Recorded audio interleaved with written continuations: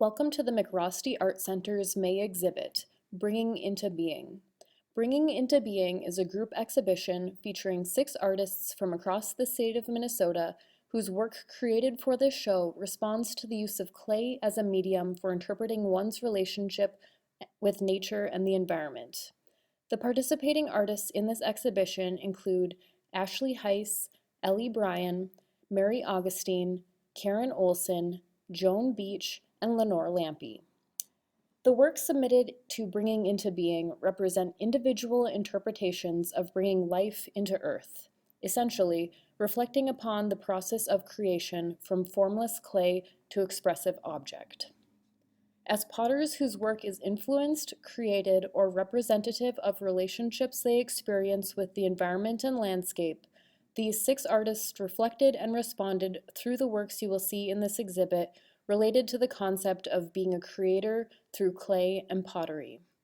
Any questions related to the viewing of this exhibit or of object sales from this exhibit can be directed to Gallery Director Kayla Abid or Executive Director Katie Marshall.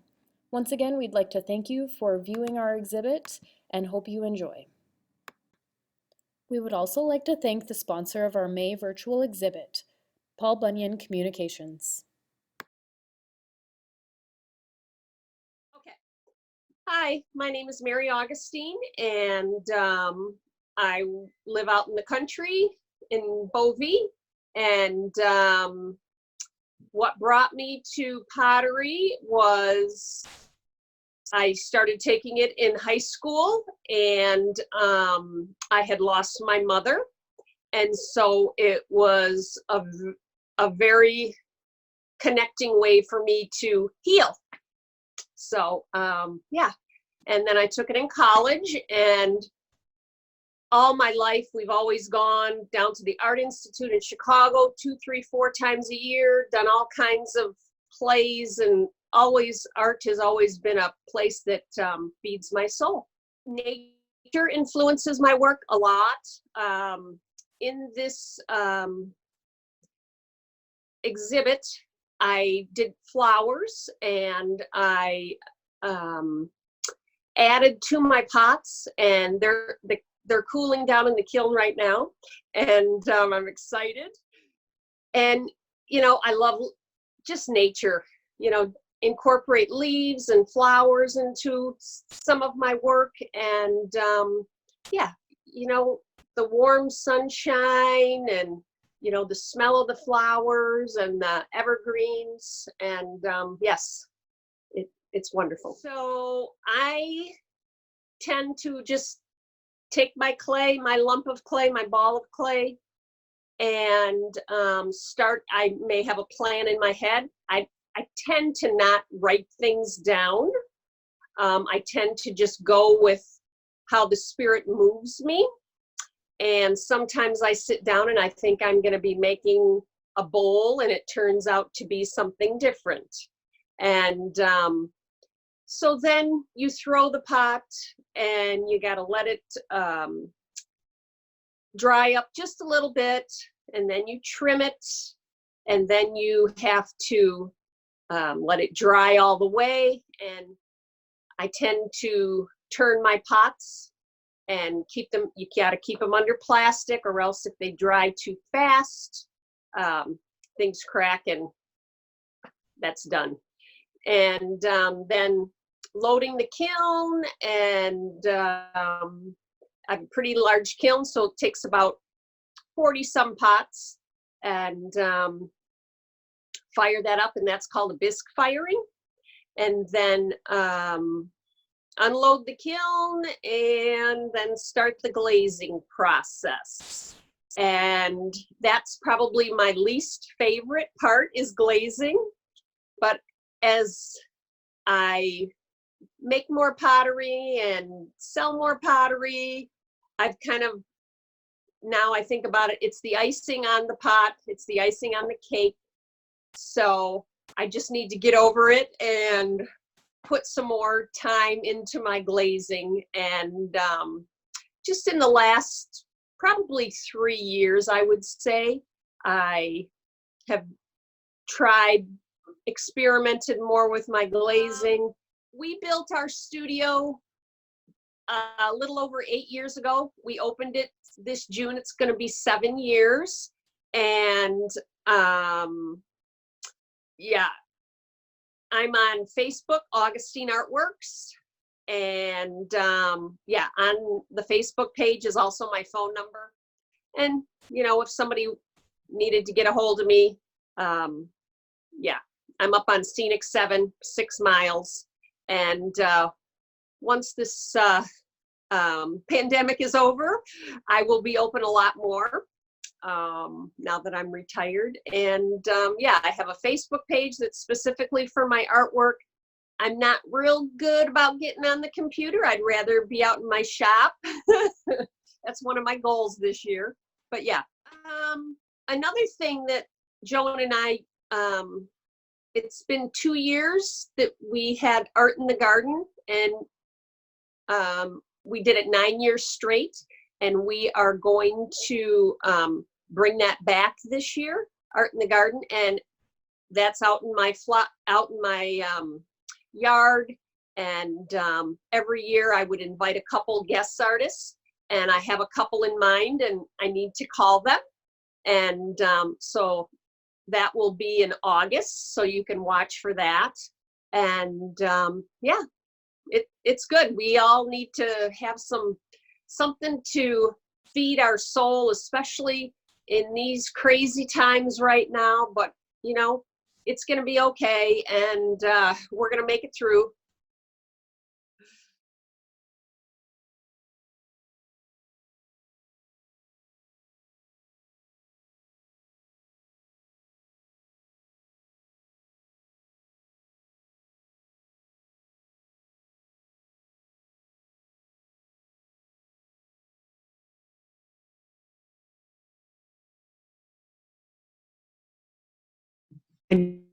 Beech, and doing pottery for over 40 years. Uh, I started about 4 years ago as a continuing ed student, and it looks like my internet connection is unstable. I'm sorry. But anyway, I'm here in my studio. I live near Bovey, Minnesota on Island Lake. And of course, the natural world is very much an inspiration in what I do. When I come into the studio, I usually stay quiet for a while and kind of get my head together about what I'm going to do, and then turn on the music. In between glazes and stuff like that, I'll go back to being quiet and kind of figure out what my goals are, what the colors are, what the pot will look like. So it's a good place to isolate, especially in this pandemic, and to also create. My disciplines are many. I love the wheel, of course, and I do sculpture. I do some extruding as well as slab, and kind of incorporate those together. I'm eclectic in what I do. I also like primitive firings and have kind of slowed down on it because of health reasons, but still do naked raku, and I also do horsehair. And so my horsehair feather combo will be part of the show. But yes, I love color, and lately I've been using the Amico Potter's Choice glazes, and they are very inspirational. That's a big part of who I am. I try to be deliberate. However, I do think that, serendipity kind of kicks in from time to time. I do like the process of thinking first and then doing. I do think that quite often, the fire will have its way. And so that element of surprise is always there. And especially, I think, in primitive firings, it is an amazing kind of intense process. And in the process, there are lots of surprises. Well, I do think that when you do live out on a lake and live in northern Minnesota, you have beauty all around you. And so that definitely does play into creation. It speaks to you and you speak to it. And so the magnificence of what we live in is amazing. And to be in this environment is just an incredible place of creation. I do have a Facebook page with my pottery. I also, you know, have an address, 33487 Shamrock Drive. People are, open to come to the studio anytime. But I'm basically, on Facebook. I do not have my website is no longer up because Facebook has pretty well taken over. So thank you.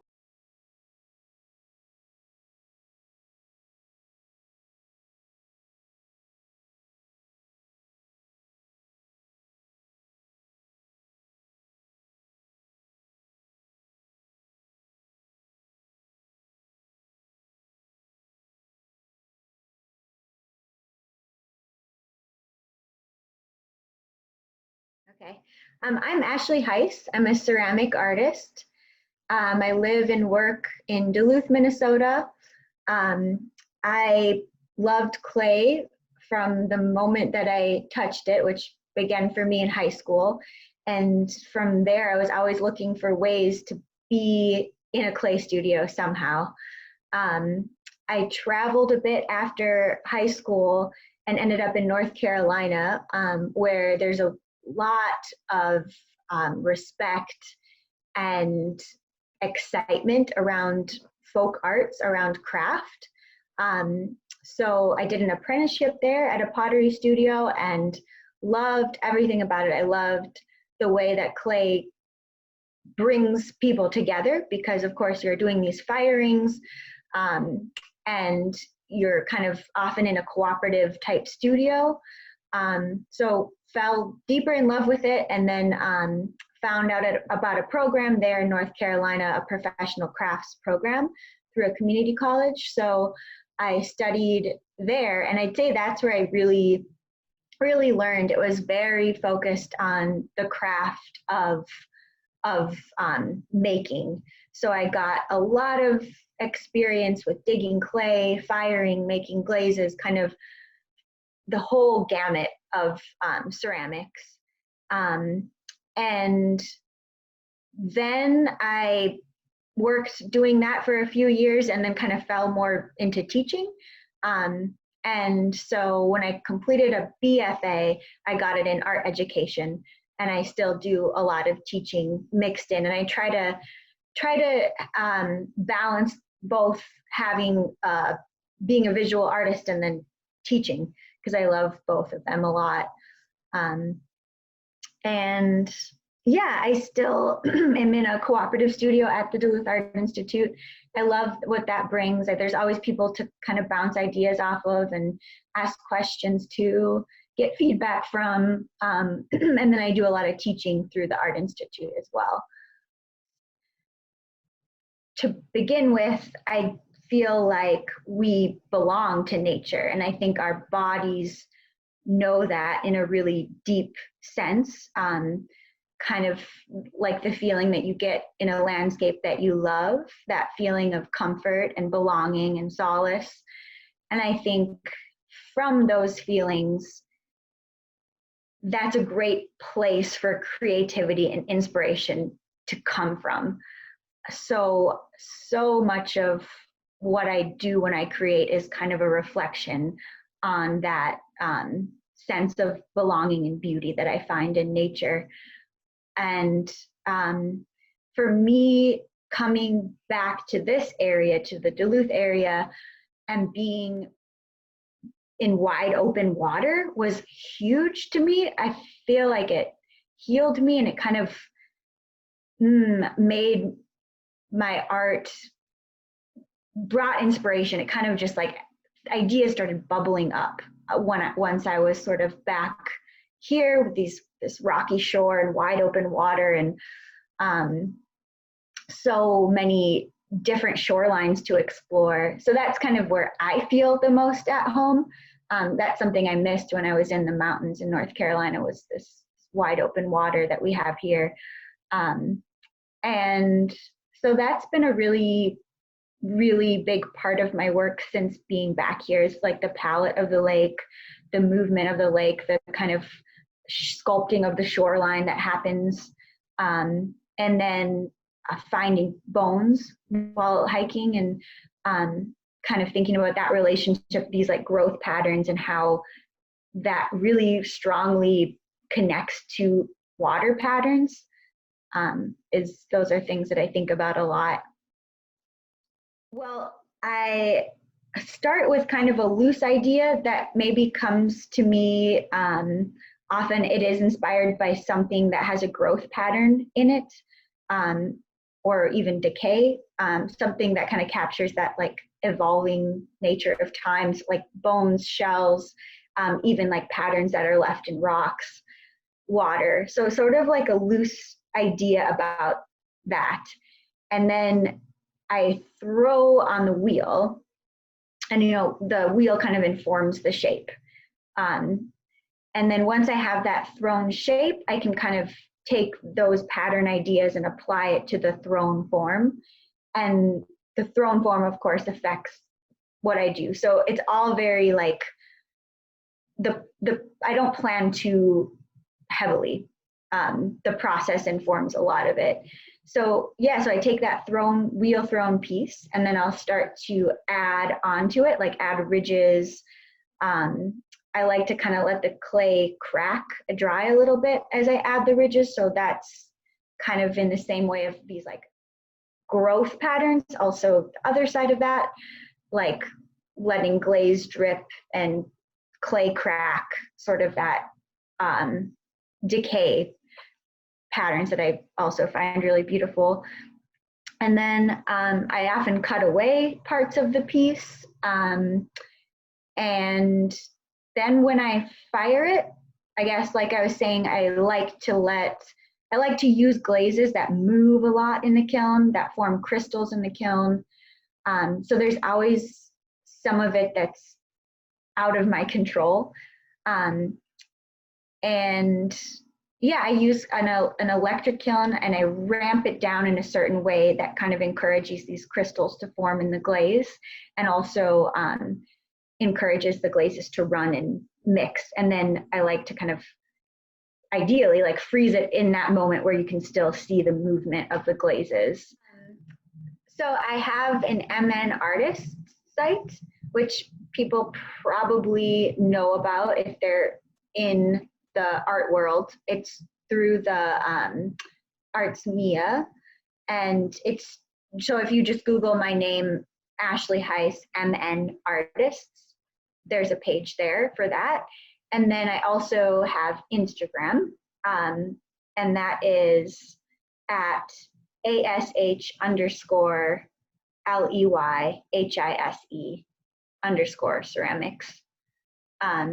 And yeah, I've done sales through that before. I don't have any online sales at the moment, any like platform for that. But people have reached out to me through Instagram, and I've connected with them.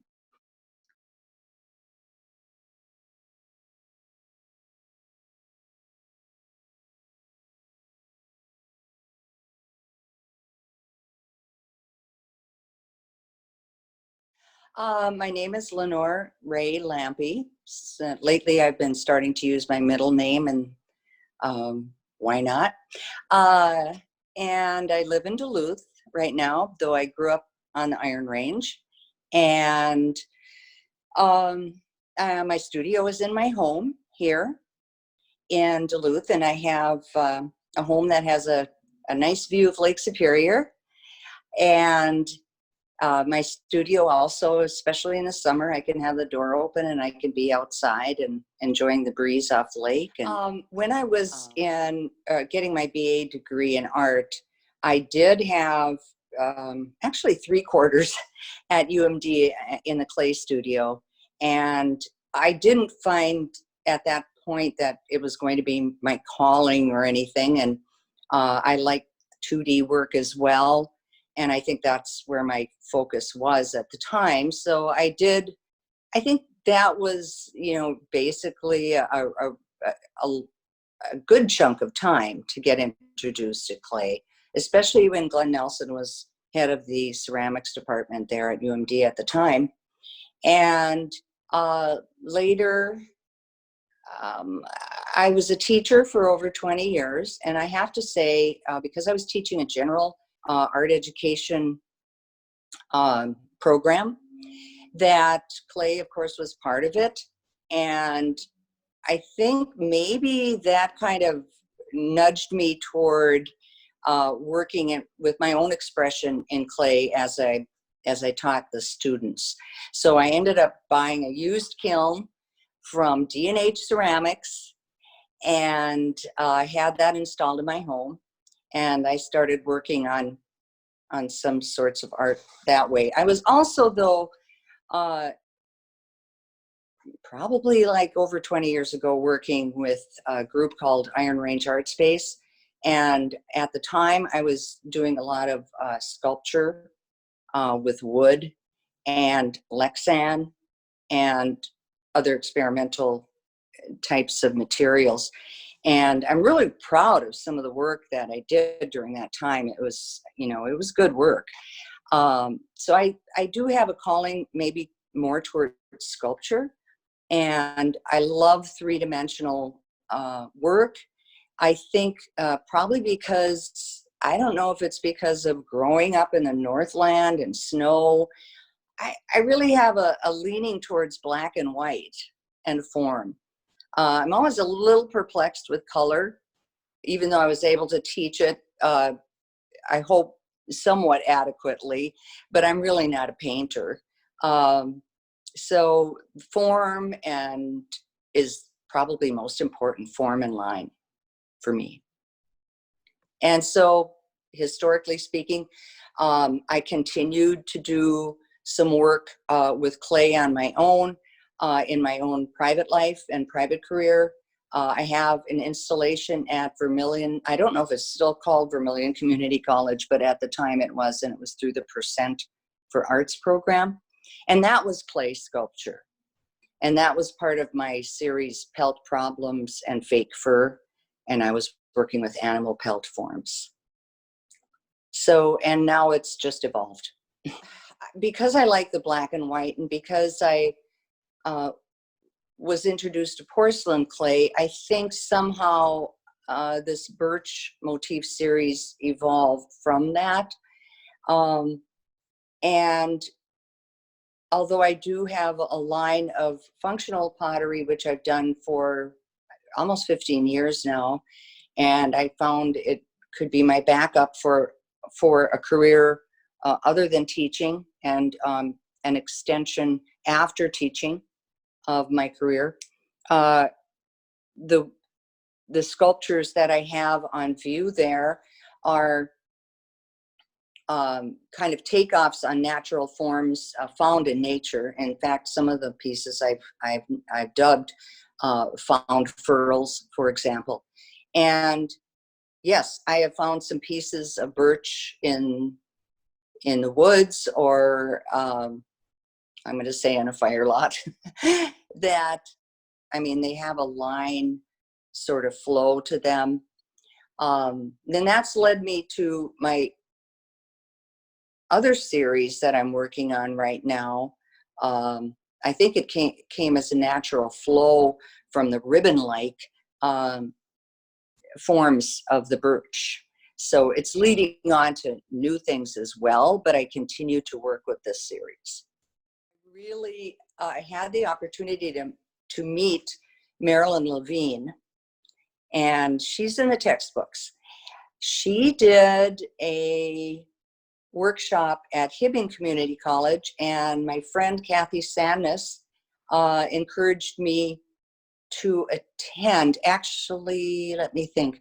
No, I believe that workshop was in southern Minnesota.